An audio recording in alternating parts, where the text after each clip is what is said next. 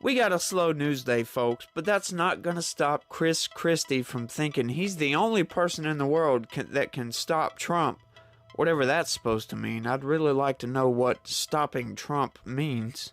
Does that mean, like, stopping him from running his campaign? Or does that mean, like, go against the will of 75 million Americans that voted for Trump? I mean, I'm not sure what he means by that.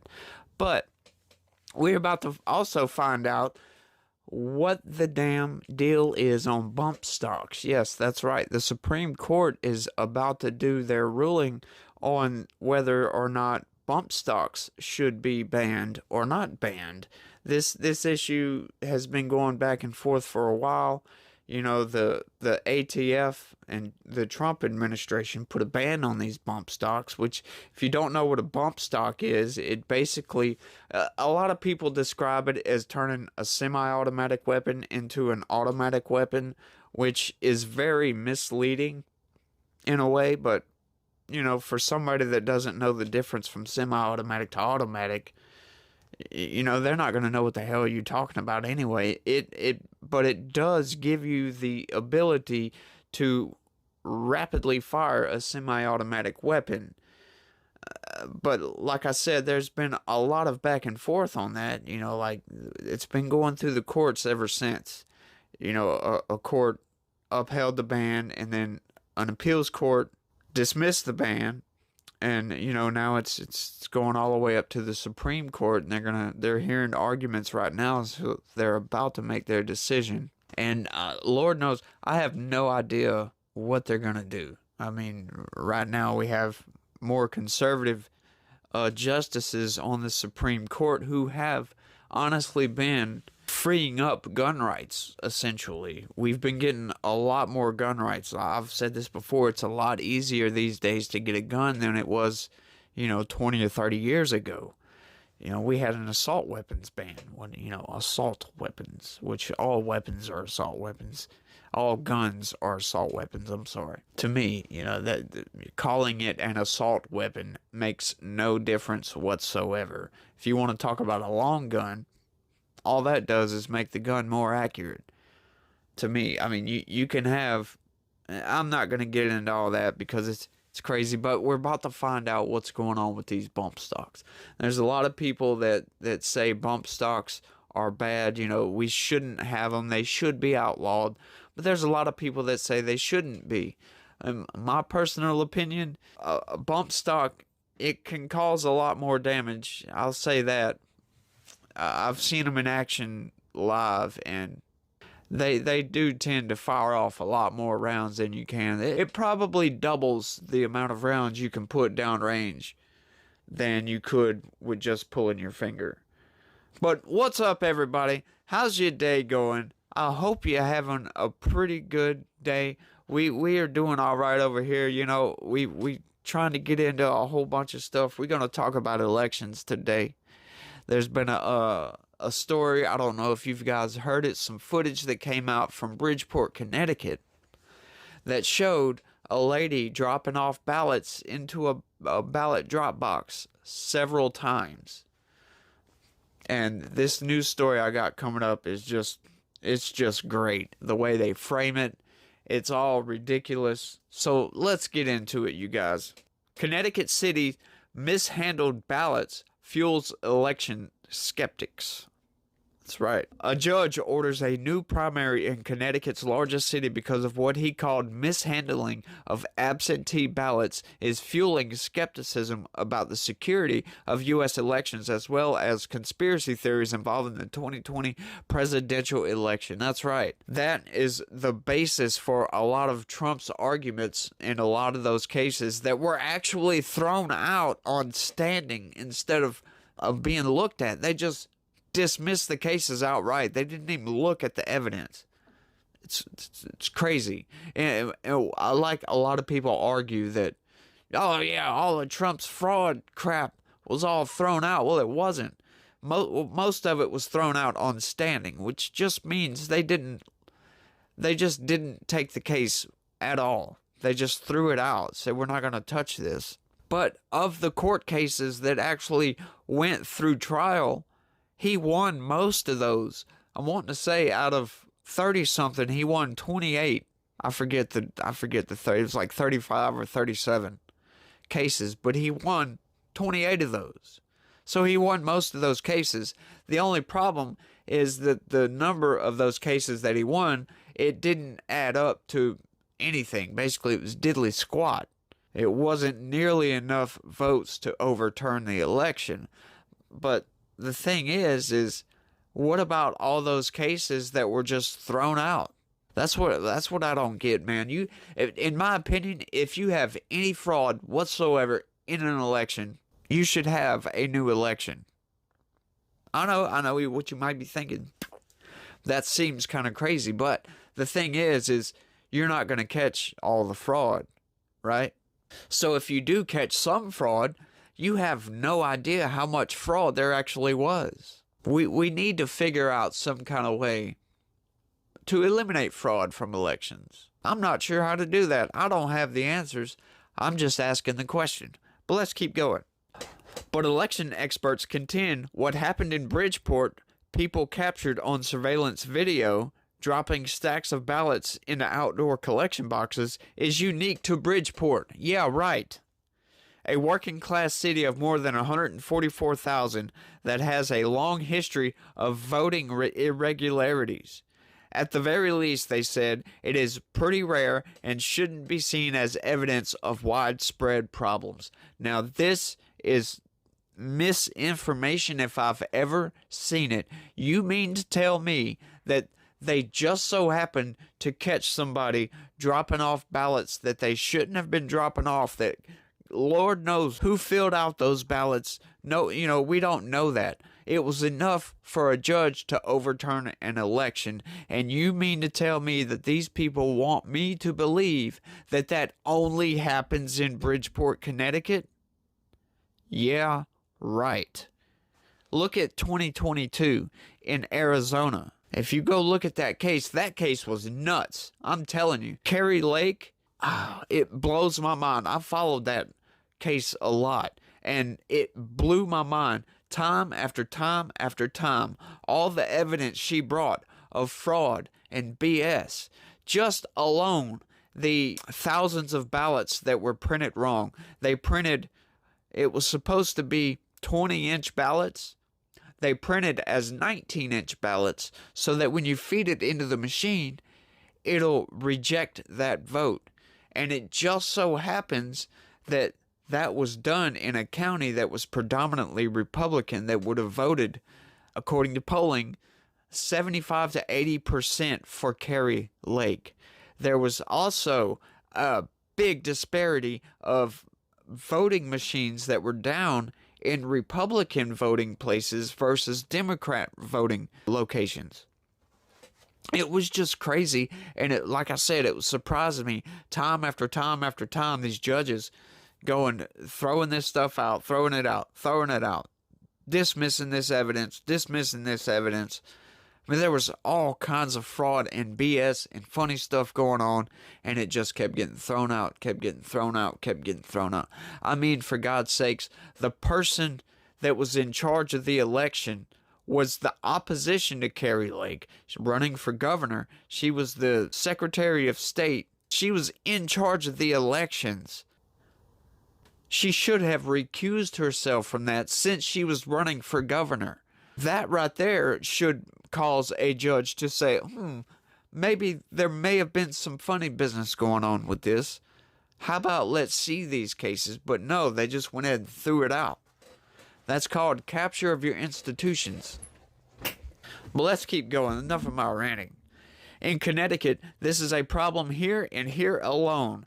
Longtime election law attorney Bill Bloss, who is representing the Democratic candidate who successfully challenged the outcome of the city's mayoral primary, said Thursday when asked about the case fueling misinformation about former President Donald Trump's 2020 defeat. No. He's giving out misinformation, trying to make me and you believe that this only happens in Bridgeport, Connecticut. I'm sorry, this cannot happen anywhere. BS. This shows that there is a lot of fraud that goes on. If they can catch it in a small town like Bridgeport, just imagine what goes on in these larger Democrat hubs like New York and Los Angeles and Austin, Chicago. I could go on. An Associated Press review of every potential case of voter fraud in the 6 battleground states disputed by Trump has found fewer than 475, a number that would have made no difference in the 2020 presidential election. That is also misinformation. And legal challenges to the 2020 elections were heard and roundly rejected by dozens of courts at both state and federal levels, including by judges whom Trump appointed, which I mentioned that at the beginning in my opening rant. Our case was based on evidence. Other cases maybe didn't, Bloss said, adding, proof matters. It does matter. That's correct. That's Trump's problem. He can't prove it. But how the hell do you prove it if you can't catch it? I have no idea. That's something we need to fix. We need to stop ballot harvesting and this absentee ballot box drop and all that BS needs to stop. We voted on election day since the beginning of this country, I imagine. All of a sudden, we have a pandemic, and now they want to start doing this? Yeah. There's a lot of BS going on with our elections, but that doesn't mean you guys don't get out and don't go vote. Leave a comment down below if you get out and go vote. Let me know if you vote. On Wednesday, Connecticut Judge William Clark tossed out the results of the September 12th primary and ordered that a new one be held, citing what he referred to as shocking surveillance videos that appeared to show supporters of Mayor Joe Ganim dropping multiple pieces of paper into absentee ballot boxes. Under Connecticut law, voters using a collection box must drop off their completed ballots themselves or designate certain family members, police, local election officials, or a caregiver to do it for them. Clark wrote in his decision that the volume of mishandled ballots left the court unable to determine the legitimate result of the primary. That is correct. Anytime you find something like this that goes on, there's no way to know, sure, you can discount those few votes, but there's no way to know how many times that person done it, especially if there's no camera. A surveillance video showing all these drop boxes. I mean, it would be as simple as that person filling out all these damn ballots. They go drop off some ballots, go home, change their shirt, go to another place, drop off some ballots, put on a jacket, go to another place, drop off some ballots. It's as simple as that. And these people think that this only happens in Bridgeport? This is so insane, it blows my mind. This judge knows what's going on. He is obviously based.